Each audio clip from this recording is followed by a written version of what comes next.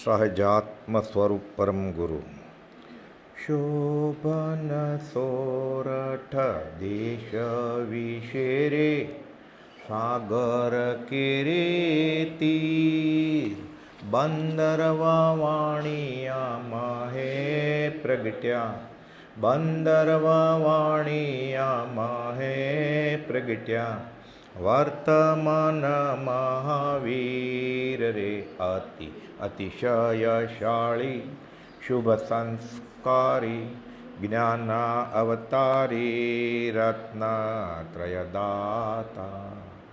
શ્રીમાન રવજી મહેતાના આત્મજ શ્રી દેવા અંગજાત જબક દેવીના પ્રાણપતિ પ્રભુ શ્રીમાન સુખના ભ્રાતરી દીજે અમને તારી અહો ઉપકારી જ્ઞાન અવતારી રત્નત્રયદાતા. પરમાત્મા શ્રીમદ રાજચંદ્ર ભગવાનના વચનામૃત વંચાય છે. મોક્ષમાળામાંથી શિક્ષાપાઠ 92 તત્વબોધ ભાગ 11. જર્મનના સમર્થ વિદ્વાનને કુપાવદેવ ત્રિપદી અંગે, 6 દ્રવ્ય 9 તત્વ અંગે અને જૈનની સપ્તભંગી અંગે સમજાવે છે. એટલે ઘણું બધું સમાધાન થાય છે. એટલે ત્રિપદી અને સપ્તભંગી બધું સમજાવ્યું કહે છે. એમ જ 9 તત્વ સંબંધી છે. જે મધ્યવયના ક્ષત્રિય પુત્રે જગત અનાદિ છે એમ બે ધડક કંઈ કર્તાને ઉડાડ્યો હશે. તે પુરુષે શું કંઈ સર્વજ્ઞતાના ગુપ્ત ભેદ વિના કર્યું હશે? મધ્યવયના બહુ વાંચીને, બહુ અભ્યાસ કરીને, બહુ તપ કરીને કાંઈ 90-100 વર્ષ નથી થઈ ગયા. હજી તો મધ્ય ઉંમર છે. જન્મથી 3 જ્ઞાન હતા, મતે શ્રુત અવધિ. એટલે કે મધ્યવયના ક્ષત્રિય પુત્રે એટલે ભગવાન મહાવીરે જગત અનઆદિ છે. જૈનેતરમાં એમ મનાય છે કે આ જગત ભગવાને કોઈ શક્તિએ બનાવેલું છે જગત કરતાં. કુપાવદેવે મોક્ષમાળામાં 16મે વર્ષે જગત કરતાને ઉડાડી દીધો. ભગવાન મહાવીરે મધ્યવયમાં જગત અનાદિ છે, 2 ધડક કંઈ કરતાને ઉડાડ્યું. કુપાવદેવે તર્ક લગાડ્યો છે, પૂછ્યું છે લોકોને કે જો એ જગત કરતા છે તો પોતાના પગ ઉપર જ કુહાડી મરાવે એવો કુળ બોળક પુત્ર પેદા શા માટે કર્યો? ભગવાન મહાવીરને જન્મ શા માટે આપ્યો એણે? એટલે ભગવાન મહાવીર જન્મ્યા અને પછી કીધું જગત કરતાં છે જ નહીં. એટલે કુપાવદેવ કટાક્ષમાં કહે છે એવું દોઢ પણ એને ક્યાંથી સૂઝ્યું કે પોતાના પગ ઉપર કુહાડી મારે આવું પગલું ભર્યું? પહેલાં જન્મ આપ્યો મહાવીરને, મહાવીરે કહી દીધું જગત કરતાં છે જ નહીં. આવું દોઢ પણ તે ક્યાંથી સૂઝ્યું એને? અને તર્કથી આપણે વિચારીએ, બુદ્ધિથી, સામાન્ય બુદ્ધિથી કે જગત કરતાં છે, તો જગત કરતાંને કોણે બનાવ્યું? પહેલાં કાંઈ ચેતન હતું તો ચેતનમાંથી ચેતન જન્મે. એટલે જગત કરતાં કોઈ બ્રહ્મા હોય તો એને માતા પિતા હોવા જોઈએ ને? તો હા, એના માતા પિતા હતા, તો એના માતા પિતાને કોણે બનાવ્યા? અને જળને ચેતન રૂપ જ છે આખું બ્રહ્માંડ. ચાલો બ્રહ્મા હતા, મટીરિયલ ક્યાંથી લાવ્યા જળ બનાવવા માટે? ક્યાંકથી તો હોવું જોઈએ ને. અને જળ બધું હતું મટીરિયલ, તો ચેતન કેવી રીતે જન્મ્યું? અને ચેતન હતું તો જળ કેવી રીતે જન્મ્યું? કે આ તો બંને ઉભયરૂપ, બંને રૂપે હતું. ગાંધીજીને કુપાવદેવ સમજાવે છે કે પહેલેથી હતું જળ ચેતન ઉભય રૂપે, તો પછી એ રહેવા દો ને ઉભય રૂપે, કે વચમાં કરતાને હું કામ લાવો છો? પણ તોય પાછું સમાધાન ન થાય અત્યારે. તો જગત કરતાં હોય તો આપણને અધ્યાત્મમાં વિષય કશાય છોડવા માટે જગત કરતાં હોય કે ન હોય નડતા નથી. મને સુખી દુઃખી આકાશી ભગવાન કરે કે મને સુખી દુઃખી મારા કર્મ કરે, અત્યારે ફરક નથી પડતો કાંઈ. એ તો છેલ્લે પછી આત્મા હાથમાં આવી જશે, પછી જગત કરતાં હરશે તો એ વચમાં આવવાનું નથી, કેમ કે આને કાંઈ કર્મ જ નથી બાકી. એને કર્મ બાકી છે તો મને રામ દુઃખી કરે, કૃષ્ણ દુઃખી કરે, પાડોશી દુઃખી કરે કે ઋતુ દુઃખી કરે, પોતાના કર્મે જેઓ સુખી દુઃખી થાય છે. પણ સૈદ્ધાંતિક દૃષ્ટિએ એવો કોઈ જગત કરતા છે નહીં કે મધ્યવયના ક્ષત્રિપુત્રે જગત અનાદિ છે એમ 2 ધડક કંઈ કરતાને ઉડાડી દીધો. તે પુરુષે શું કંઈ સર્વજ્ઞતાના ગુપ્ત ભેદ વિના કર્યું હશે? એનું શું જોતું હતું? એની પાસે હતું એ વર્ષીદાનમાં દાનમાં આપી દીધું. રાજપટ છોડી દીધું. મોટાભાઈ વિનંતી કરે છે કે હવે તમે રાજ કરો અને હું આપી દઉં ગાદી. રસ જ નથી તો. ગૃહસ્થ વ્યવહારમાં હતા ત્યારે રાજ દરબારનો એક પણ વ્યવહાર ભગવાન મહાવીરે કર્યો નહોતો. તો 50% તો માગે ને, બે ભાઈ હોય તો મારા વારસાની રકમ મને આપી દો, રાજ આપી દો, અડધું મને. એ આખું આપતા હતા તોય નંદની અંદર તોય ના પડે, મારે જોતું જ નથી. તો એને એવું શું જોતું હોય કે આવું ગુપ્તભાઈ જાણ્યા વગર આવું બોલી નાખે કે જગત કરતા નથી. અને દીક્ષા લીધા પછી 12.5 વર્ષ તો મૌનપણે વિચર્યા કે અનાદિકાલથી આજ સુધીમાં એવી કઈ ભૂલ રહી ગઈ, ખૂણે ખાચરે કંઈ નાની ભૂલ કે જેને લીધે આટલું બધું પરિભ્રમણ કરવું પડ્યું. એ તો જન્મથી 3 જ્ઞાન હતા, 2-5 લીટી ગોખી નાખે, પાકી કરી નાખે, થોડું સંસ્કૃત આવડે, થોડું ઇંગ્લિશ આવડે ને 2-4 પુસ્તક વાંચ્યા હોય એ ઉપદેશકનો ગુરુ બની જાય છે. તો આ તો જન્મથી 3 જ્ઞાનના ધણી હતા, રાજકુમાર હતા, એટલે વ્યવહારે બધા માન આપે એમ હતા. એ ખોટું બોલે તોય બધા સ્વીકારવા તૈયાર હતા. સાર્વભૌમ સત્તાના ધારક હતા એ, અને યોગી હતા, બધી ચમત્કૃતિ હતી. શા માટે જંગલમાં જવું પડે? એટલે કે એને શું ગરજ હતી એવી? અને એ ગુપ્ત ભેદ જાણ્યા વિના એમને બોલે આવું બધું, બે જવાબદારીવાળું, કે બે ધડક રીતે જગત કરતાને ઉડાવી દીધો. તેમ એની નિર્દોષતા વિશે જ્યારે આપ વાંચશો ત્યારે નિશ્ચય એવો વિચાર કરશો કે પરમેશ્વરમાં હતા. સર્પ કરડવા આવે છે, સંગમદેવ સગડી કરે છે, ભરવાડ કાનમાં ખિલ્લા ઠોકી જાય છે, એને દ્વેષ નથી, આંખમાંથી આંસુ જાય છે. એ પીડાને નહીં કે સંગમદેવ છૂટવાની જગ્યાએ બંધાય છે, આનું શું થશે? ઓલો ડંખ મારે છે ચંડકોશિયો, બુજ ચંડકોશિક બુજ, કે કેટલા નિર્દોષ હતા એ. હજી કેવળ નહોતું થયું ભરવાડનો છોકરો, અરે ભરવાડે કાનમાં ખિલ્લા માર્યા ત્યારે એ આંખ ઊંચી કરત તો, કે રાજકુમાર આંખ ઊંચી કરે તોય ભાગી જાય ઓલો. કોઈ રાજાના રાજકુમારના નોકર ચાકર હોય, એનો ડ્રાઈવર હોય, એનો સારથી હોય રથનો, એના કામવાળા હોય, એની સાથે લોકો બરોબર વર્તે કે આ તો આ કોને ઘરે કામ કરે છે, રાજાને કહી દેશે તો. આ પોતે રાજા જ હતા, રાજકુમાર હતા, તોય ભરવાડ ખિલ્લા મારીને વયો ગયો. સામું જોતા નથી, ખાલી સામું જોત આંખ ઊંચી કરે તોય ભાગી જતો.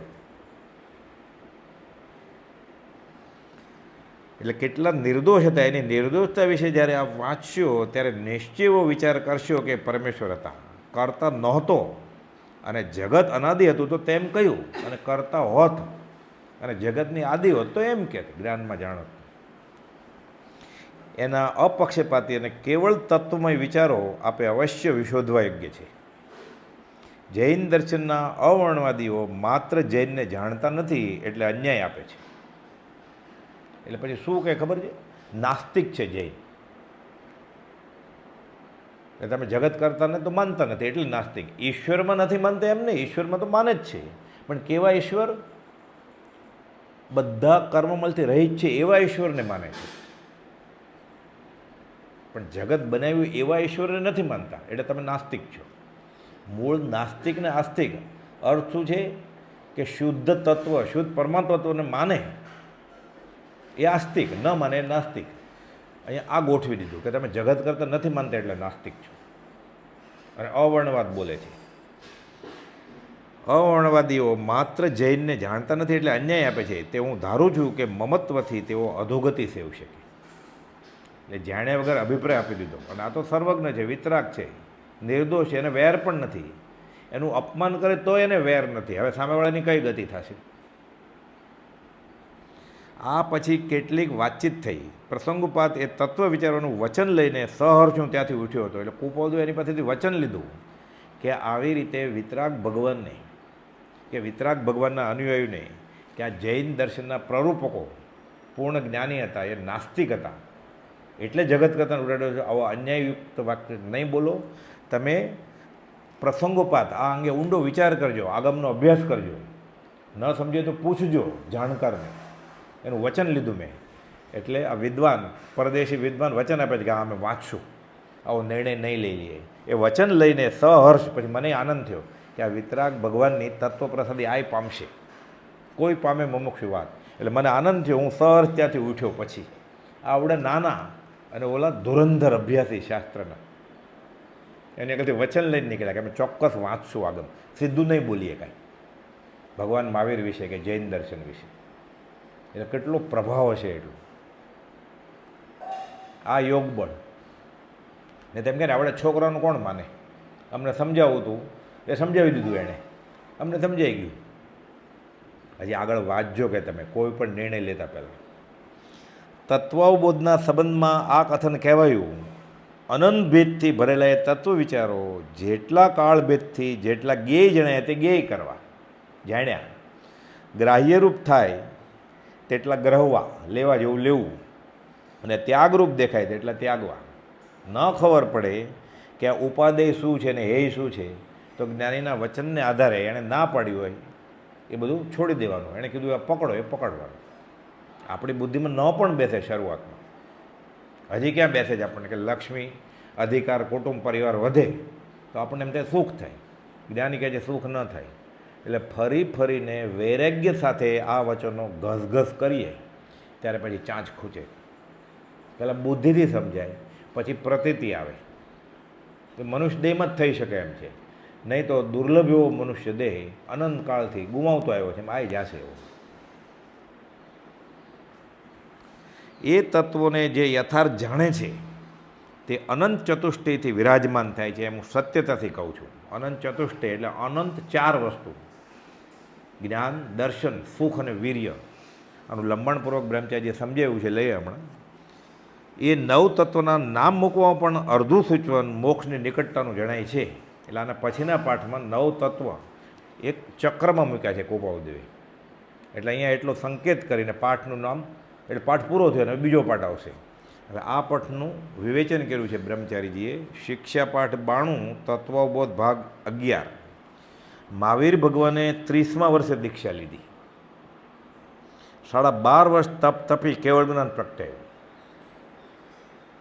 દુર્ધર તપ કર્યું, અભિગ્રહ ધારે, 1 અપવાસ, 2 અપવાસ, 8 અપવાસ, 25 અપવાસ. પછી અભિગ્રહ ધાર્યો. એ અભિગ્રહ એટલે મનમાં સંકલ્પ કર્યો કે આવું હશે તો હું ખાઈશ, આપનાર આવા હશે તો એના હાથે લઈશ, નહીં તો નહીં લો. એટલે એવો અભિગ્રહ ધારેલો. પછી તો યુવાન કુમારિકા, આંખમાં આંસુ, એક પગ ઉમરામાં, એક પગ અંદર ઘરમાં, સુપડું, એમાં અડદના બાકડા, આવું હોય તો હું લઈશ, નહીં તો નહીં લો. પછી જાય ગોચરી કરવા. ઉદયપ્રયોગે વેદનીય કર્મ, ક્ષુધા વેદની અને તૃષા વેદની, એટલે ભૂખ લાગવી અને તરસ લાગવી. એ આગ કેમ લાગે? પછી કેવી રીતે બુજાય? પાણી છાંટો, સૂકી રેતી નાખો તો દબાય નહીં, પછી બુજાઈ જાય. એમાં ક્ષુધા વેદનીય, તૃષા વેદનીય એ ઘાતિયા નથી કર્મ. ભૂખ લાગવી એ ગુનો નથી, શ્વાસ કરવો એ ગુનો છે. તરસ લાગવી એ ગુનો નથી. મારે ઠંડુ પાણી જોઈએ, મારે ઠંડુ શરબત જોઈએ તો ગુનો છે. પાણી પીવાની ના નથી, ઠંડુ પાણી પીવાની ના છે. ખાવાની ના નથી, સ્વાદ ખાવાની ના છે. એટલે ક્ષુધાવેદની તૃષાવેદની થાય એટલે ભગવાન તપ પૂરું થાય. 8 અપવાસ થાય, 25 ઉપવાસ થાય, નીકળે.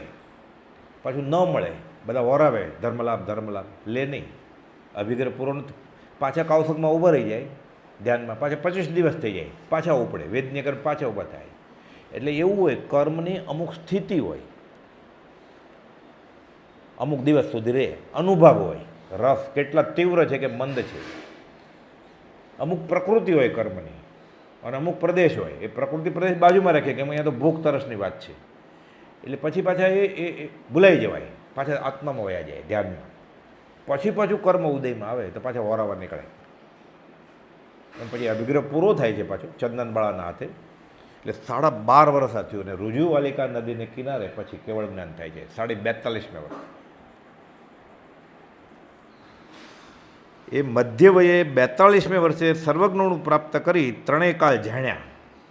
જેમ છે એમ ત્રણેય કાળ જાણ્યા એટલે ભૂતકાળને ભૂતકાળ રૂપે જ જાણે, ભવિષ્યકાળને ભવિષ્યકાળ પણ જ જાણે, પણ બધા ચેતન અને જળના બધા પર્યાયો જાણે. એટલે પછી એને બધું આ સૃષ્ટિ વિશે ખબર પડી જાય કે આ દુનિયા કોણે બનાવી હશે. એટલે ખબર પડી આ કોઈ બનાવી નથી. એટલે જ્ઞાન થયું એટલે જગત કરતાને ઉડાડી દીધો. તો ક્યારથી છે? એને અનંત જ્ઞાનમાં દેખાણું કે અનંત કાળથી છે, એનો આદિ નથી, અનાદિ છે. એટલે આત્મા ચોખ્ખો થઈ જાય. આના માટે વ્યવહારિક દાખલો છે કે આરસીમાં કચરો છે તો થોડું થોડું તો દેખાય જ આરસીમાં, પણ ચોખ્ખું ન દેખાય. પછી થોડી સાફ કરી એટલે દેખાય, પછી કપડું ફેરવીએ તો વધારે દેખાય, પછી પાણીથી સાફ દેખાય, પછી સાબુથી ઘસીએ તો પછી આમ થોડું લીસું મખમલનું કપડું આમ શાઇનિંગ એકદમ લખે તો એકદમ દેખાય. બધો કચરો નીકળી જાય તો સ્પષ્ટ દેખાય. એ સ્પષ્ટ દેખાણું. અને ક્યારે દેખાય? એક પણ જાતનો મોહ ન હોય, સંપૂર્ણ વિતરાગતા હોય, ત્યાં સંપૂર્ણ સર્વજ્ઞતા હોય. પછી એ તો અધૂરું હોય થોડું. આરસી એકદમ ચોખ્ખી થઈ ગઈ, પછી દેખાણું કે આ જગત આમ છે. એટલે એને ખબર પડે પછી મારે કાંઈ જોઈએ છે. હજી આપણે બેઠા બહારથી ન બોલીએ, પણ આપણને જમતી વખતે આપણે સ્વાદ આવે છે કે નથી આવતો એ ખબર પડે કે નહીં?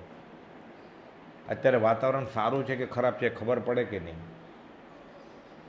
ગરમી થાય, ઠંડી થાય તો મને ગમે છે કે નથી ગમતું એ ખબર પડે કે નહીં?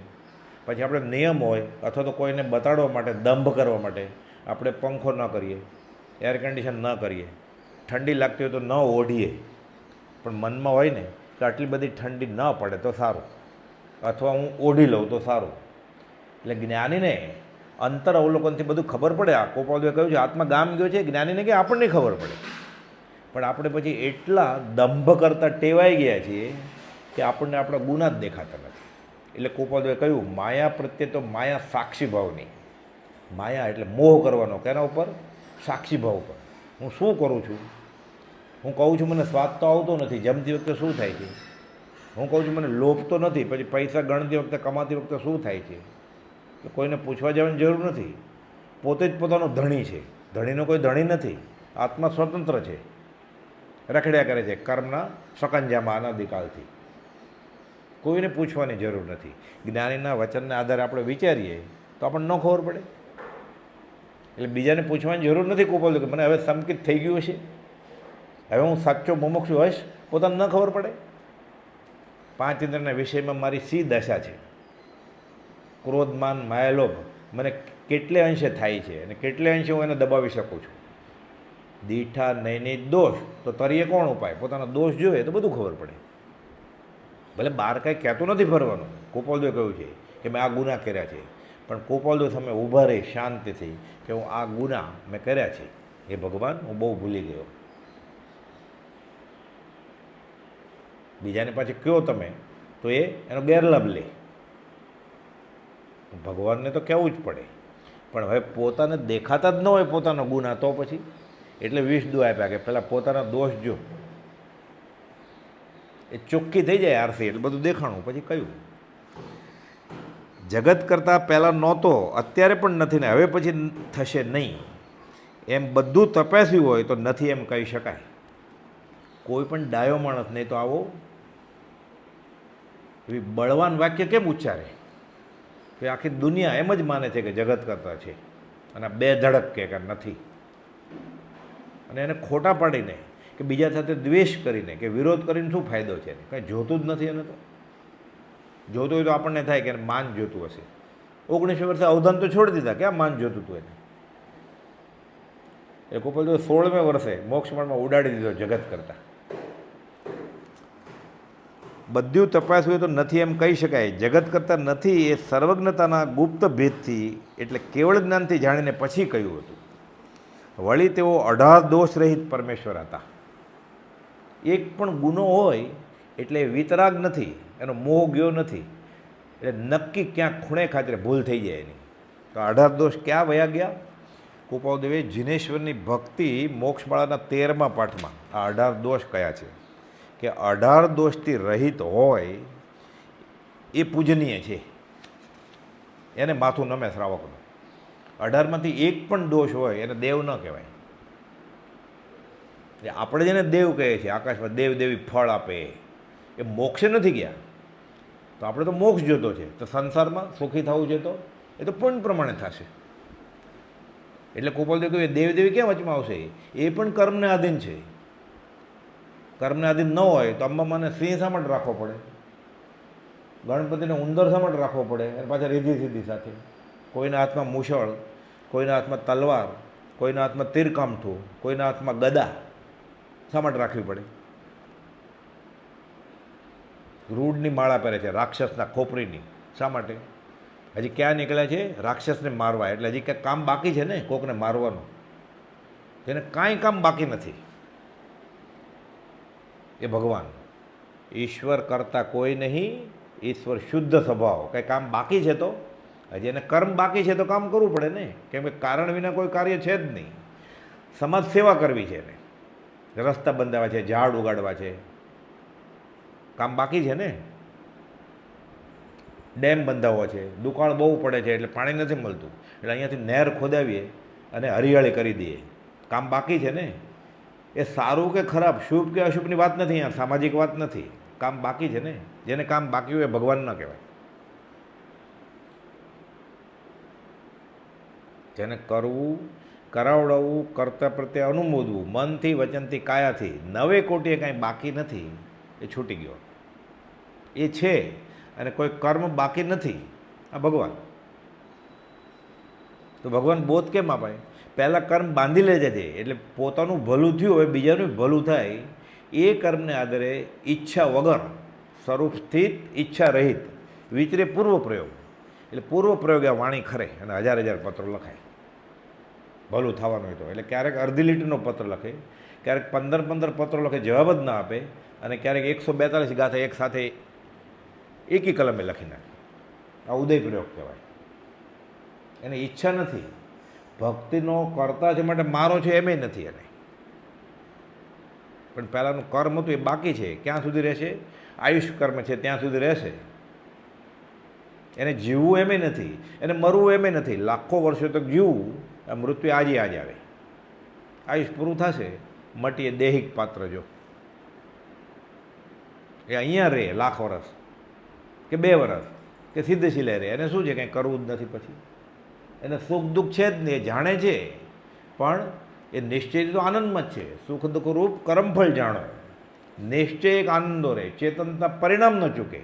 ચેતન કહે જીન ચંદો રે. આ આત્મા, શુદ્ધ આત્મા, એ જોવે ખાલી આરસીની જેમ. કેવી રીતે? એનો દાખલો છે વ્યવહારિક આલોચનામાં આવે છે. ગિરિસર દિશે મુકર મેં ભાર ભીંજો નહીં. આરસી હોય સામે, સરોવર હિલોળા મારે છે, મોજા બધા, આરસી ભીની થાય? દેખાય ખરો? લાખ મણનો પર્વત છે, આરસીમાં દેખાય પર્વત. તૂટી જાય આરસી, ક્રેક થાય, એમાં એને વજન નથી લાગતું, દેખાય છે તોય એમ જ છે, તોય વજન નથી લાગતું. આગ લાગી છે, દાવાનળ, આમાં દેખાય છે આરસીમાં, ગરમ થાય આરસી, જોવે બધું.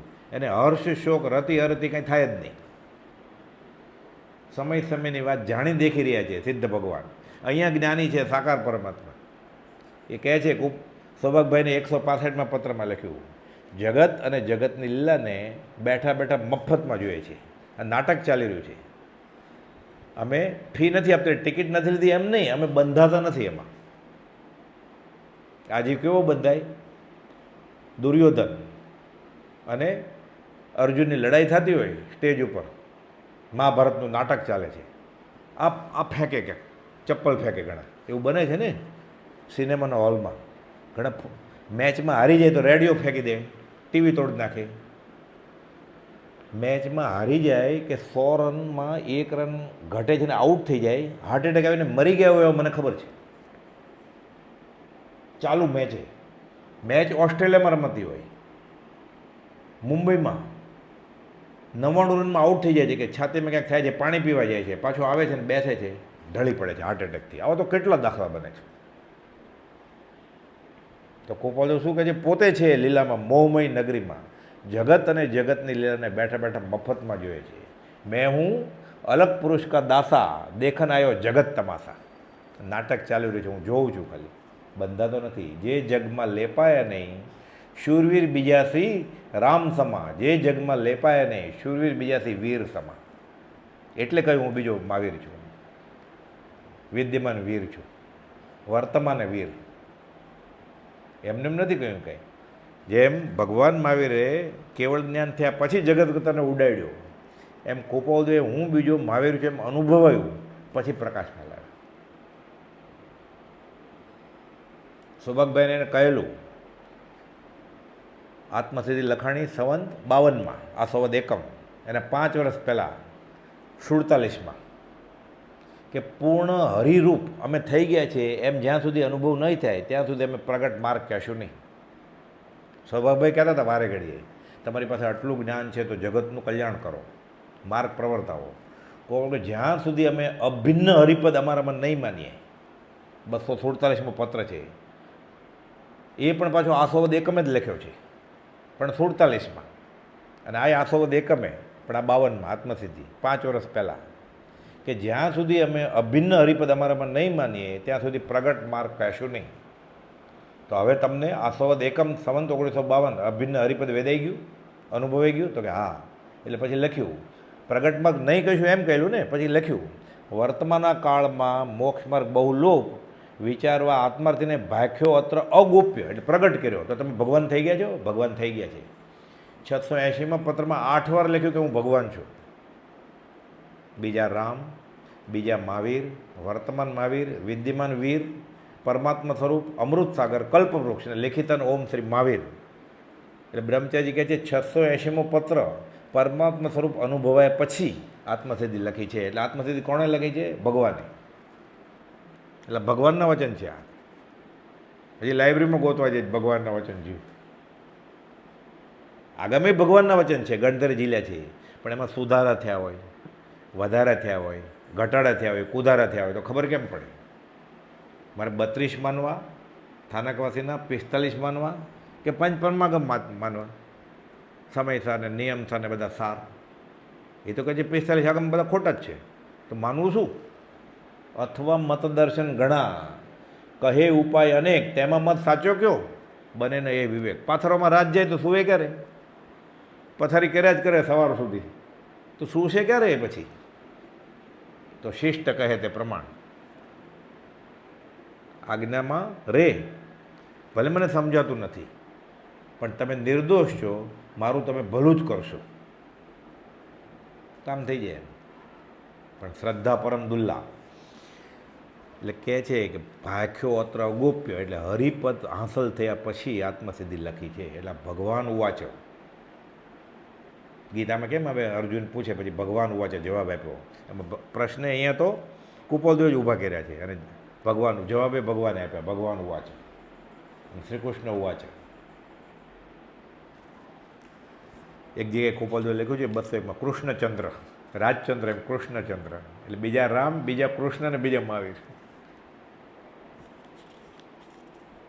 એટલે જે કોઈનું કલ્યાણ થવાનું હશે, જૈન જૈનેતરનું, જે કોઈ જીવનું કલ્યાણ થવાનું સર્જિત હશે તે તો થશે જ, કેમ કે મહેનત કરે છે તે થકી, બીજેથી નહીં. હવે આટલું ખુલ્લું લખીને આપ્યું હતું. પછી એમ લખ્યું 86માં, આ અમે પરમાત્માપણાના અભિમાનથી નથી લખતા, પણ અમારું દિલ રડે છે દુષ્મકાળના દુર્ભાગ્ય જીવોને જોઈને. નિષ્કારણ કરુણાશીલ અમારું હૃદય રડે છે એટલે આ કહીએ છીએ અમે આવું. એને અવધાન છોડી દીધા. આપણે આગળ તેને શું જોતું હોય માન? એને આત્મધીમાં લેખક કોણ છે તો લખ્યું જ નથી. મોક્ષમાં એમ લખ્યું કર્તા પુરુષ, નહીં તો નામ લખે ને. આપણે તો નામ, ફોન નંબર, ઈમેલ આઈડી બધું લખીએ ને, આ મેં કર્યું છે. એ લાઇબ્રેરીમાંથી બીજા પુસ્તકમાંથી ઉપાડીને લખ્યું હોય તોય પાછું પોતાનું નામ લખે. આ પોતે કર્યું આત્મસિદ્ધિ તોય નામ નથી લખતા.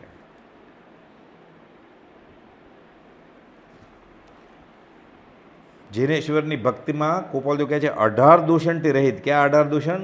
અજ્ઞાન, નિંદ્રા, મિથ્યાત્વ. કહેવાય છે શાસ્ત્રમાં ભગવાન મહાવીરે દીક્ષા લીધા પછી 12.5 વર્ષ સુધી અનિંદ્રાપણે ગાળ્યા છે. આપણે એમ લાગે તદ્દન નિંદ્રા ન લે એમ ચાલે. આ કાળમાં બ્રહ્મચારીજી મગજ બાપા તો સાથે હતા 20-20 વર્ષ, 21, 22, 22.5, 23 કલાક કાર્યરત હોય જાગ્રત અવસ્થા. જેમ ભગવાન મહાવીરને મળ્યા પછી ગૌતમ ગણધર શાસ્ત્રમાં આવે છે 2 ઘડીથી વધારે સૂતા નથી એકી સાથે, એટલે 48 મિનિટથી વધારે, 1.25 કલાકથી વધારે. એમ અગાધ આશ્રમમાં પ્રભુજીના શરણે આવ્યા અંતેવાસી તરીકે બ્રહ્મચારીજી, પછી 20, 21, 22 કલાક કાર્યરત હોય, તોય પછી વધારે ઊંઘ ના આવે 1-2 કલાક, એટલે સાંજે ઓછું ખાય. પ્રભુજી કહે છે કુપોલદેવ મળ્યા, સ્મરણ મંત્રને બધી આજ્ઞા આપી, સાથે પોતાની સાધુ સમાજરી કરવાની હોય કે ઊંઘ આવતી એટલે અમે આંખમાં તપકીર નાખતા. એટલે ઊંઘ ના આવે. આ તો સૂવાની દવા લઈને સૂવે છે અને પછી કે બહુ સરસ ઊંઘ આવી. એટલે દિલ્હી કેટલું દૂર હશે. અજ્ઞાન, નિંદ્રા, મિથ્યાત્વ, રાગ, દ્વેષ, અવિરતિ, ભય, શોક, જુગુપ્સા, દાન અંતરાય, લાભ અંતરાય, વીર્યાંતરાય, ભોગ અંતરાય ને ઉપભોગ અંતરાય. આગળ આ સહેલું છે. હવે આગળના દોષ: કામ, હાસ્ય, રતિ, અરતિ, 18 દોષ. એ પાછળ કૃપાલદેવે સમજાવ્યું છે અંદર કે પડખામાં સ્ત્રી હોવાથી તેવો વિષય ઠરે છે. કે ભગવાન કેવી રીતે હોય? કાખમાં જ સ્ત્રી છે એને. પડખામાં સ્ત્રી હોવાથી વિષય ઠરે. શસ્ત્ર ધારણ કરેલા હોવાથી દ્વેષી ઠરે છે. હાથમાં હથિયાર રાખ્યું છે. કોને મારવા જવું છે? અંતરંગ શત્રુને મારવાના છે. ક્રોધમાન માયા લોભને. લડો સૌ આત્મસંગ્રામે. બહિરુદ્ધે શું લડો? અરિહંત. કે આ દુશ્મનને માર્યા, ક્રોધમાન માયા લોભને, એટલે અરિહંત થયા. તો બીજાને મારવા જાય છે.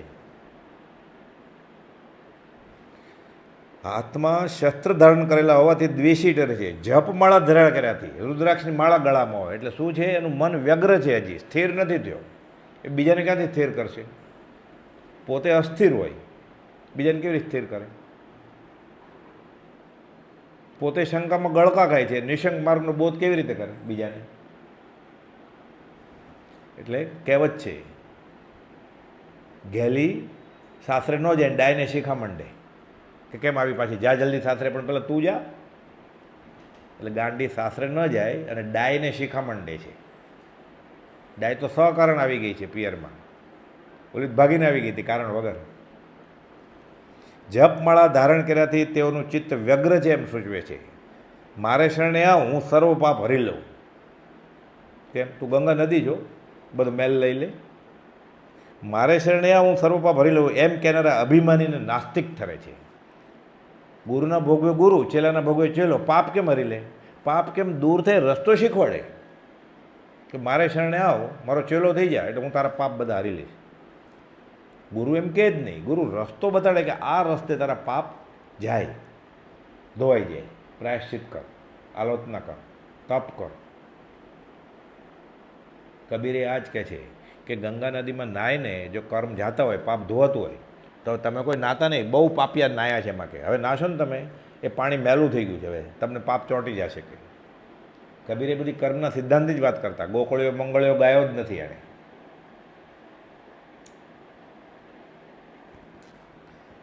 મારે શરણે આ, હું સર્વ પાપ હરી લઉં એમ કહેનારા અભિમાન નાસ્તિક ઠરે છે. આમ છે તો પછી બીજાને તેઓ કેમ તારી શકે? પોતે ડૂબેલો છે. વળી કેટલાક અવતાર લેવા રૂપે પરમેશ્વર કહેવરાવે છે કે હું ફરી ફરીને અવતાર લઈશ. અવતાર લીધું એટલે કામ બાકી છે ને. કામ બાકી હોય ભગવાન કેમ કહેવાય? એ માની કુખે જન્મે, પછી પ્રસૂતિ થાય, પછી બાળકમાંથી મોટા થાય, તો કર્મબંધ ન થાય? એને હજી કામ બાકી છે. જેને કાંઈ પણ આવા કામ બાકી છે, અવતાર લેવો છે હજી, તો એટલે કેટલું મોટું કામ બાકી છે. જેને જન્મ પણ નથી ને મરણ પણ નથી, એ પરમાત્મા સ્વરૂપ. અજન્મા, અજરા એટલે બુઢાપો નહીં, અને અમરા, અજરા મરો જે હોય એ ભગવાન. આ તો હું અવતાર લઉં.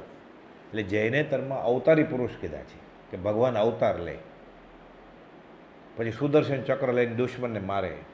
સુદર્શન ચક્ર સાચી જ વાત છે, પણ એ તો સત્પુરુષ સમજાવે તો. સુદર્શન ચક્ર એટલે સમ્યક દર્શન. સમ્યક દર્શન રૂપી સુદર્શન ચક્ર હાથમાં રાખે એટલે ચારેય ગતિનો છેદ થઈ જાય. કર્મરૂપી દુશ્મન બધા મરી જાય. અંતરંગ દુશ્મન એટલે પંચમ ગતિ હાંસલ થાય, મોક્ષ. આ સુદર્શન શોભનમ દર્શનમ યસ્ય સંસ્કૃત શબ્દ છે આ. એને સમ્યક દેખાય છે બધું, એટલે સુદર્શન. તો સુદર્શન ચક્ર હતું એટલે એ ફેંકે એટલે કૌરવો હારી જાય અને અર્જુન જીતી જાય. આ વાત છે જ નહીં. લોકો મહાભારતની લડાઈ ક્યાં થયેલી એ મેદાન ગોતે છે. પાણીપત કે બિહારમાં કે ઉત્તર પ્રદેશમાં, કુરુક્ષેત્રમાં. મહાભારતની લડાઈ અહીંયા થયેલી શરીરમાં. એ અર્જુન, તારું શરીર જ યુદ્ધનું રણ મેદાન છે, શ્રી કૃષ્ણ કહે છે. એ કૌંતેય ઇદમ શરીરમ ક્ષેત્રમાં અભિધીયતે. પણ એ ગીતા રૂપકથી કહ્યું હોય, એ જે સમજાવે એટલે કોઈ સત્પુરુષના આશય ગીતા સમજે તોય મોક્ષ થાય. ભાગવત સત્પુરુષના આશય સમજે કૃપાલુ કે ક્ષણમાં જ્ઞાન થઈ જાય, પણ સમજાવવાળા કોણ છે? જે સમજ્યો જ નથી એ શું સમજાવે? લોભી ગુરુ અને લાલચી ચેલા, दोनों का नरक में ठेलम ठेला, कबीर કહે છે. પથ્થરની હોડીમાં બેઠા છે. કબીર કે તે તો મુવા ક્યાંથી તરશે? હવે બેઠા પથ્થર કે નાવ, ભૂલેલાની ભટકેલાની પાછળ ફરે છે, તો એ ભટકશે. પછી આંધળાનો નાયક કાણિયો, એનું ગાડું ક્યાં જાય? પછી કૂવામાં પડે. એવું થાય છે અત્યારે. શ્રી કૃષ્ણ 17મા અધ્યાયમાં અર્જુનને કહે છે કે કુગુરુને વળગે છે, કુગુરુની બુદ્ધિ કુબુદ્ધિ છે, અનંત શાખાવાળી છે, એનું અનુસરણ કરનારવાળો ભાવસાગરમાં રખડ્યા કરશે. ગીતામાં આ જ વાત લખી છે બધી. પ્રભુજી કહેતા ભોળા બાળા જીવો ગમે એને વળગે છે ને, ઘેલાને ગાંડા થઈ જશે આ ભવે, અને પછીના ભવે અધોગતિ ન કરશે. સાવ સરળ રીતે સમજાવતો પ્રભુશ્રીજી. જ્ઞાનની માને છે જે જ્ઞાન નથી એને, એટલે જ્ઞાનની આશા જ ન થાય ને, સાચા જ્ઞાનની આશા જ ન થાય. એટલે પોતાનું જ્ઞાન બુદ્ધિ બેડ મારી જાય, એટલે ગાંડો થાય. એટલે ન હસવાનું ત્યારે હસે, ન રડવાનું ત્યારે રડે, એવું બધું કરે. પૂર્વકર્મે પૈસા બી હોય, વ્યવહારે સુખી પણ હોય, પણ ઘેલો હોય. ત્યાં અમુક કર્મનું પ્રયોજન છે તે પ્રતિ સિદ્ધ થાય છે કે હજી અવતાર લેવાની વાત કરે છે અને પરમેશ્વર કહેવાય નહીં. અહીંયા તો શું છે? અપુનરાવૃત્તિમ સિદ્ધિ ગઈ નામ દે નમો જીણાણમ જીય ભેણમ. પાછા ન આવે. હવે અવ્યબાદ સુખમાં ત્યાં જ રહે.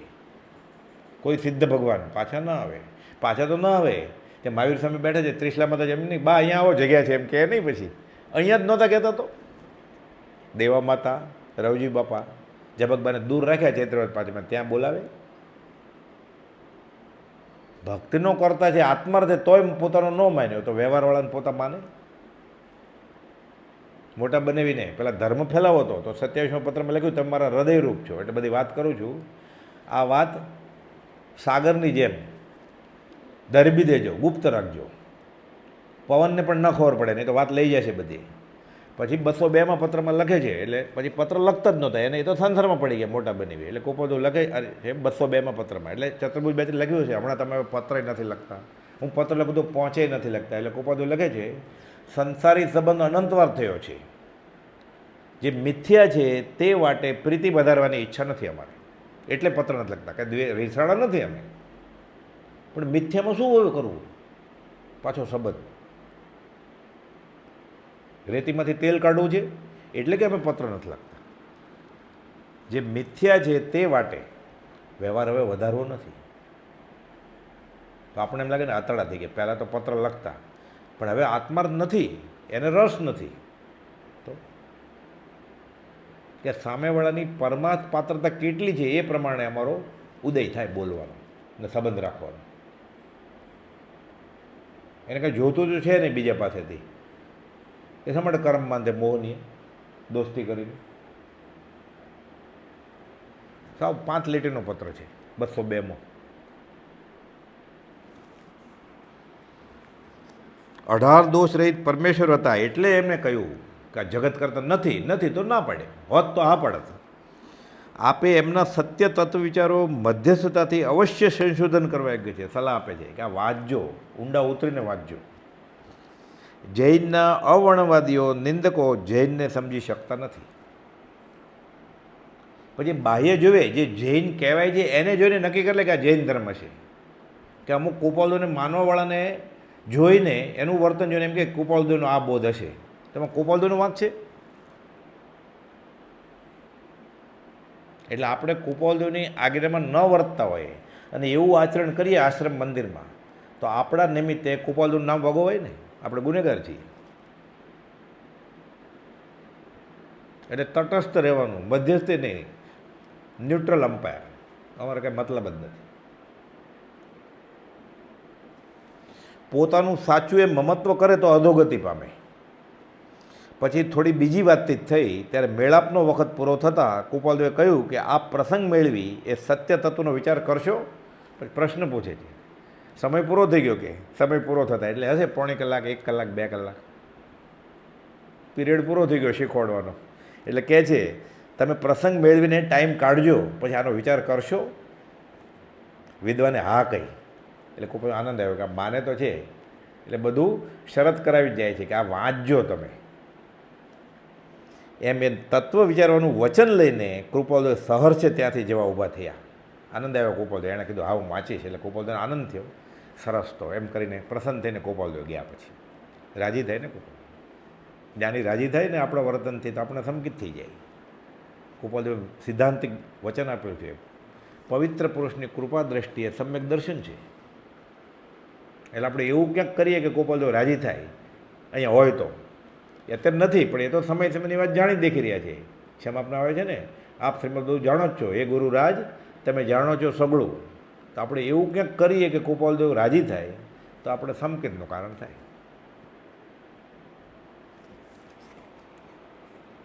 તત્વ વિચારવાનું વચન લઈને કૃપાલદેવ સહર ત્યાંથી જવા ઊભા થયા. અનંત ભેદથી ભરેલા એ ભગવાનના અપક્ષપાતી અને તત્વમય વિચારો આ કાળની અપેક્ષાએ જેટલા મળી આવે તેટલા ગેય ઉપાધિ રૂપે વિચારવા. કે દ્રષ્ટિવાદ વિચ્છેદ ગયો છે, આગમ નથી, ત્યારે તો બહુ તકલીફ હતી. હસ્તલિખિત ગ્રંથ મળે પછી એની કોપી અંબાલાલભાઈને કૃપાલદેવ આજ્ઞા કરે ઉતારો. એ ઉતારો કરીને પ્રભુશ્રીજીને આપવાનું, કુંવરજી કલોલવાળાને આપવાનું, કૃપાલદેવ જેને કહે એને મોકલવાનું. ત્યારે આટલું સહેલું નહોતું. અત્યારે એ રીતે અધ્યાત્મમાં જો વાપરે સગવડો તો બહુ સહેલું થઈ ગયું છે. કેમ કે આ પુસ્તક જોતું છે તરત જ મોબાઈલ ફોનમાં મોકલી દે આખું PDF, એક જ મિનિટમાં, અડધી મિનિટમાં તો આખું પુસ્તકોલાને આવી જાય. પહેલાં તો હસ્તલિખિત પ્રત કરે, કોપી કરે, પછી રજિસ્ટર પાર્સલ કરે, એ વિહાર કરતા હોય, પછી ત્યાં જાય અને દેવા જાય કોઈક શ્રાવક. હવે તો 5 જ મિનિટમાં કે મોકલાવું છું. એટલે વાપરે સવળીએ તો બધું બહુ કામનું છે આ. પણ એ 5 ઇન્દ્રિયો પોષવા માટે અને ભૌતિક માટે વાપરે છે આ બધું. ધંધો વધ્યો, ઓળખાણ વધી, દોસ્તી વધી, બધી દુનિયાનું ક્યાં ક્યાં ફરવા જવું એ ખબર પડવા માંડી ઘેર બેઠા. એટલે 14 લાખમાં ફરેલો જ છો તો હવે ક્યાં ફરવું તારે. એટલે અત્યારે તો બહુ સહેલું છે આ. કૃપાલદેવ પુસ્તક મગાવતા, તમે મોકલાવજો અમુક દિગંબરી ગ્રંથ, એટલે 1, 2, 3 મહિને મળે. પછી વાંચીને પાછું મોકલાવે. પોસ્ટલ ટિકિટ તો બધા ઓરિજિનલ મૂળ પોસ્ટર છે, 1 પૈસો 2 પૈસા ને એવું બધું હોય. રજિસ્ટર કરે તો એકાનો થતો હોય. છપાઈ ખાતે તો ક્યાં મોક્ષ મળે છપાવા માટે મુંબઈ ને અમદાવાદ ને ક્યાં ક્યાં ફરતા હતા કૃપાલદેવ. એટલે પરમાર્થ માટે પણ કેટલો અનુકૂળ સંજોગો છે જો આ સાધનો વાપરે તો. લક્ષ્મી ફરવા નીકળી છે, મગન બાપા કહેતા. પૈસા બધા પહેલાં પૈસા જ ક્યાં હતા, રોકડા. પહેલો પગાર મળ્યો મગન બાપા કે 15 રૂપિયાનો, આડોશી પાડોશી બધા જોવા આવેલા, એક સાથે 15 રૂપિયા ક્યારે જોયા હોય કે? અત્યારે નાના છોકરાને ખીચામાં 500ની 5-10 નોટ નીકળે. સ્કૂલે ગયો હોય તોય 2-3 નોટ નીકળે 500ની. 2-3 તો હું કહું છું, એ તપાસે ત્યારે ખબર પડે. આવું ક્યાં હતું જ. 50-50 ફોન બધાના હાથમાં હોય છે, વાળાવાળાના હાથમાં હોય છે 20,000ના ફોન. એકાદ ઘડિયાળ સ્કૂલમાં કે મંદિરમાં કે ક્યાંક હોય તો. ઘડિયાળ ન હોય કે હવે તો બધાને કાંડે ઘડિયાળ હોય. મોબાઈલ ફોનમાં જ ઘડિયાળ હોય તો એમાં બધું જ છે.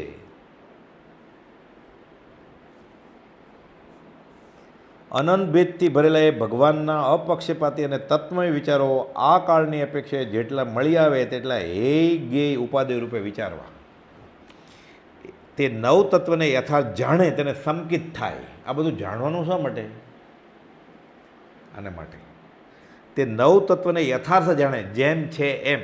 એટલે એટલી ખબર પડી જાય ખાલી કે હું પેદા થયો નથી અને હું મરવાનો નથી. એટલે હું શું હશ, ન મરે એવી વસ્તુ છું, આત્મા. સંકિત થઈ ગયું. સમજ પીછે સબ સરળ હે કૃપાલદેવ કે. પણ એ કેવી રીતે થાય એણે કહ્યું છે એ પ્રમાણે વિષય કશાય કાબૂમાં લાવે. આ વિદ્વાનને કહ્યું ને કૃપાલદેવ કે વૈરાગ્ય લેશો, વૈરાગ્ય આરાધશો, પછી તમને ગુરુ ગમથી આ સમજાશે. ખાલી વાંચી લેશો લાઇબ્રેરીમાં જઈને તો નહીં સમજાય. એ PhD બી થઈ જાય, પણ પરમાર્થે તદપી કછું હાથ હજુ ન પહેર્યો. કેમ? એ પીએચડી ડિગ્રી કોણે સિગ્નેચર કરી છે? એ આત્મામાં માનતા જ નથી એણે. એ જોન સાહેબ આત્મામાં માનતા જ નથી. એ મોહમ્મદ સાહેબ એ વાઇસ ચાન્સેલર છે, એ સર્ટિફિકેટ, એને આત્મા સાથે કંઈ સંબંધ જ નથી. પણ એ યુનિવર્સિટીના ચાન્સેલર હતા એટલે તમે પીએચડી થયા, એણે સિગ્નેચર કરી. ત્યાં એનું શું મહાત્મ્ય છે? કર્મની બેંકમાં કચેરી માહી કાજીનો નથી હિસાબ કોડીનો. અહીંયા હું વકીલ હતો, અહીંયા અલગ કાયદા છે કે તારા કાયદા વકીલના અહીંયા નહીં ચાલે. અહીંયા તો કર્મો કરેલા એ ભોગવવા જ પડશે. એ કાજી અહીંયા વ્યવહારમાં કાજી એટલે છૂટાછેડાઈ કરાવી દે ને મેળવી દે. ત્યાં કાજીના ત્યાં તો કર્મ નક્કી કરશે બધું. ત્યાં કોડીનો હિસાબ છે કાજીનો. સુપ્રીમ કોર્ટનો જજ, એ તો હું જજ કાયદાનો નિષ્ણાત છું, ત્યાં ચાલે કર્મની બેંકમાં? સુપર કોમ્પ્યુટર છે, ત્યાં ભૂલ થાય જ નહીં. કર્મના સિદ્ધાંતના આ કોમ્પ્યુટરમાં વાયરસ આવે કે અંગપ થઈ જાય એવું કંઈ છે જ નહીં. સ્લો થઈ જાય, હાર્ડ ડિસ્ક ગરમ થઈ જાય એવું કંઈ છે જ નહીં. ત્યાં અટળ છે. કર્મો કરેલા આપણે ભૂતકાળમાં જન્મો લઈ તે કર્મનું ફળ ભોગવ્યા વિના માર્ગ કંઈ છે નહીં. જો મોહનીય કર્મ હોય તો વિચારથી જાય, પ્રાયશ્ચિતથી જાય, આલોચનાથી જાય. વેદનીય કર્મ ઉદયમાં નથી આવ્યા તો એ પણ ઘટે, બધા કાળમાં છે. ઉદયમાં આવી ગયા પછી ઉદય આવેલા કર્મોને ઇન્દ્ર, ચંદ્ર, નાગેન્દ્ર, જ્યોતિષ, મંત્ર, તંત્ર, વિદ્યા, દવા કે ખુદ જીનેન્દ્ર ભગવાન પણ ટાળી શકતા નથી. હવે આ અટળ સિદ્ધાંત છે. આ નવ તત્વોને જાણ્યા, પાપ પુણ્ય આશ્રવ એ બંધ પીડ્યો છે. એ નિર્જર થાય તો જ સુખી થાય જીવ, સંકિત થઈ જાય જીવ. પછી આર્તધન ન કરે, સંભવમાં રહે તો સંકિત થઈ જ ગયું ને. એ 24 કલાક સામાયિકમાં હોય, ધોત્યું ન પહેર્યું હોય તોય, કટાશનું ન હોય તોય, સંભવમાં જોઈએ એ જીવ મારે જ નહીં. વિવેકપૂર્વક જ એ નાય ધોવે, વિવેકપૂર્વક ખાય પીવે. એને 48 મિનિટની સામાયિક નથી, એને અહોરાત્ર સામાયિક જ છે. ઝવેરી બજારના ગલ્લે સામાયિકમાં જ છે. ગોપાલદેવ લખ્યું છે એણે 329માં કે અમે ક્ષમતામાં જ છીએ. અવિકલ્પ સમાધિનું ધ્યાન ક્ષણવાર પણ મળતું નથી તો સામાયિકમાં નહીં હોય. લિખિત નિર્વિકલ્પ, અમને કોઈ વિકલ્પ ઉઠતો નથી કે 843માં લખ્યું, 469માં લખ્યું અવિકલ્પ સમાધિમાં હું સ્થિત છું. ઠેર ઠેર વચનામૃતમાં લખ્યું છે બધું ગુજરાતીમાં. એ નવ તત્વને યથાર્થ જાણે તેને સંકિત થાય, અને જેને સંકિત થાય તે કાળે કરીને કેવળ જ્ઞાન પામે. કેવળ જ્ઞાન થાય ત્યારે અનંત ચતુષ્ટય, મોક્ષમાળાના પાઠમાં આવેલું ને એનો અર્થ કર્યો છે અહીંયા બ્રહ્મચર્યજીએ. અનંત જ્ઞાન, અનંત દર્શન, અનંત સુખ અને અનંત વીર્ય અવશ્ય પ્રગટે. અવશ્ય, પછી વશ નથી. સંકિત કહે છે હવે તારે નહીં જવું હોય તો હું તને મોક્ષ મોકલીશ. અવશ્ય સંકિત થઈ ગયું હવે કે મારે મોક્ષ નથી જોતો, સંસાર પર આવવું છે. એકવાર એને ચાખી ગયો એ આત્મા, હવે તો મોકલીશ જ તને. મહાભારતમાં વાત આવે છે ને, ભીષ્મ અંબાલિકાને અંબિકાને લઈ આવ્યા ઉપાડીને. 2 તો પરણી, ત્રીજી કોને પરણી? મને હાથ કેમ લગાડ્યો કે હવે મને પરણ કે? ભીષ્મ કે મારે તો બાધા છે, બ્રહ્મચર્ય વ્રત છે, ભીષ્મ પ્રતિજ્ઞા છે, તો હાથ કેમ લગાડ્યો મને? સંકિત કે મને હાથ કેમ લગાડ્યો? હવે હું કેવળ જ્ઞાન આપીશ, મોક્ષ લઈ જ જઈશ. ગોપાલદેવે સંવાદ રચ્યો છે પાછળ કે હવે છોડશે નહીં, હવે અવશ્ય મોક્ષે પામે, અવશ્ય મોક્ષ. પછી તે અવશ્ય પ્રગટે એને અને મોક્ષ પામે. એમ ભગવાનના કહેલા વચનોને જે યથાર્થ જાણે છે, જેમ છે તેમ તે ભગવાન થાય છે. એ હું સત્ય વાત કહું છું એમ ગોપાલદેવ કહે છે. નવ તત્વ જાણવાનો હેતુ મોક્ષ પામવાનો છે. પંડિત નથી થવું, કાંઈ ગુરુજી નથી થઈ જવું, આત્મા થવું છે. નવ તત્વ જાણવાનો હેતુ મોક્ષ પામવાનો છે. નવ તત્વ નામચક્રનો નિર્દેશ કરી કહે છે. એ નવેના નામ સર્કલમાં, વર્તુળમાં ગોઠવ્યા છે ગોપાલદેવ. એ જીવ, અજીવ, પાપ, પુણ્ય, આશ્રવ એ રીતે. અને પછીના પાઠમાં આવશે.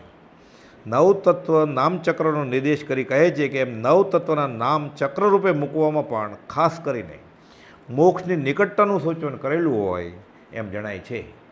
એટલે જીવ અજીવથી શરૂ થયું, પછી છેલ્લે મોક્ષ આવે તો જીવ અજીવથી શરૂ થાય તો મોક્ષ તો કેટલો દૂર છે, પણ ચક્ર કરે તો મોક્ષને જીવ બાજુમાં આવી ગયા ને. કેમ? સર્વજીવ જે સિદ્ધસમ, જે સમજે એ જીવ મોક્ષ જ છે.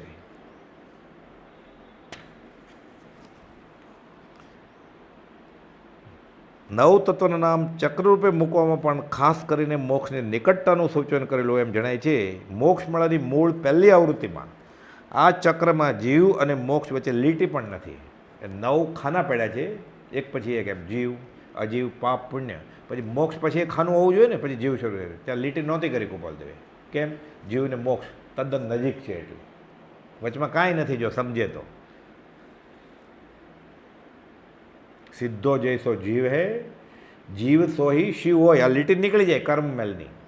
કર્મમેલ કા આંતરા બુજે વિરલા કોઈ. મોક્ષમાળાની મૂળ પહેલી આવૃત્તિમાં આ ચક્રમાં જીવ અને મોક્ષ વચ્ચે લીટી પણ નથી. આત્મજ્ઞાન થયા પછી મોક્ષની અત્યંત નિકટતા થાય છે. સંકિત થઈ ગયું એટલે મોક્ષ જ થઈ ગયો. આમ તો સ્વસ્વભાવરૂપ મોક્ષ થઈ ગયો. બાકીના ભોગવલી નિકાચિત જે છે દેવું થોડુંક આપવાનું આપી દેશે. પછી સગાઈ થઈ ગઈ, લગ્ન થવાના છે.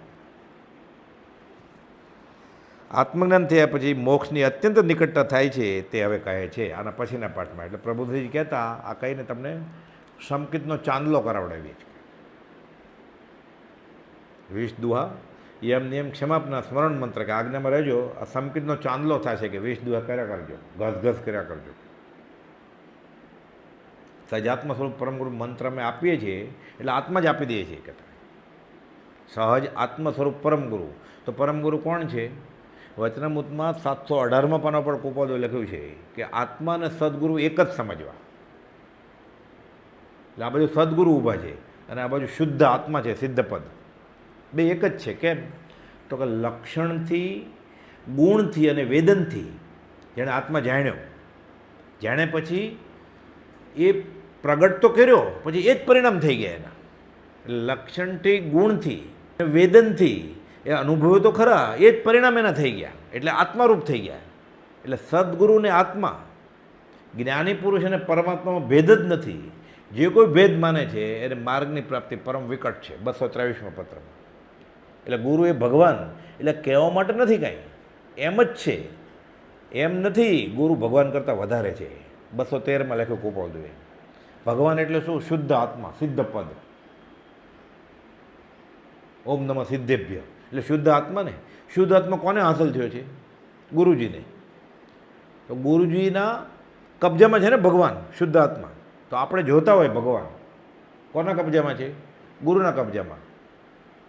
તો ગુરુને કહેવું પડે કે તમારા કબજામાં છે, મને આત્મા આપો, કે આકાશવાળા ભગવાનને કહેવું પડે? આકાશવાળા ભગવાન કંઈ કરતા જ નથી. એટલે તમે માગી માગીને મરી જાઓ એ સાંભળે એમ નથી. તમારી પ્રાર્થના એ અકર્તા છે, એને કાને નથી. હવે એ કોઈને આપતા નથી, કોઈનું કંઈ લેતાય નથી. તો ભગવાન જેના કબજામાં છે એવા ગુરુ એટલે સહજ આત્મ સ્વરૂપ જેના કબજામાં છે. કોના કબજામાં છે? સહજાત્મ સ્વરૂપ. સહજાત્મ સ્વરૂપ પરમગુરુના કબજામાં. એટલે તમે સજાત્મ પરમગુરુ એમ જાપ કર્યા કરો, રેગ્યા કરો, કરગર્યા કરો. એણે કહ્યું છે એ પ્રમાણે. તો સજાત્મ સ્વરૂપ પરમગુરુ પ્રસન્ન થાય તો શું કરે? એની પાસે એક જ વસ્તુ છે, સજાત્મ સ્વરૂપ. એ તમને આપી દે. તો સજાત્મ પરમગુરુ મંત્ર આપ્યો એટલે આત્મા આપ્યો કે નહીં? જો એ પ્રસન્ન થાય તો. ત્રિલોકનો નાથ જેને વશ થયા છે એટલે સત્પુરુષ, સદગુરુ એ ભગવાન કરતાં મોટા છે કહેવા માટે નહીં, એમ જ છે વસ્તુ સ્થિતિ. એટલે કહ્યું કુપોદે આત્મસિદ્ધિમાં, પ્રત્યેક સદગુરુ સમ નહીં, પરોક્ષ જીન ઉપકાર, એવો લક્ષ્ય થયા વિના ઉગે ના આત્મવિચાર. સંકિતને કેવળ જ્ઞાન નહીં, આત્માનો વિચાર જ નહીં ઉગ્યા, નહીં સમજાય ત્યાં સુધી કે ભગવાન મને આ અને આ ગુરુ આકાશી ભગવાન કરતાં મને વધારે ઉપકારી છે, આ નહીં સમજાય ત્યાં સુધી સંકિત નહીં થાય. એમ નહીં ત્યાં સુધી આત્માનો વિચાર જ નહીં આવે. એટલે અધ્યાત્મમાં એનો પ્રવેશ જ નથી આ જીવનો. પણ આ સિદ્ધાંતિક ગ્રંથ છે, એવી અઘરી ગાથા છે એટલે બધા ગાય એટલે ખબર ન પડે કે હું શું બોલી ગયો.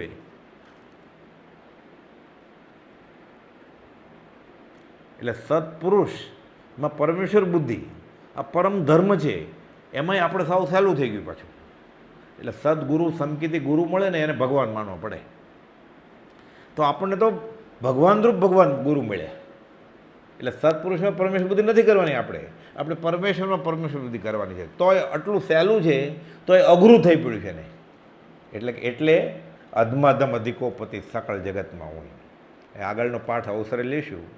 સહજાત્મ સ્વરૂપ પરમ ગુરુ.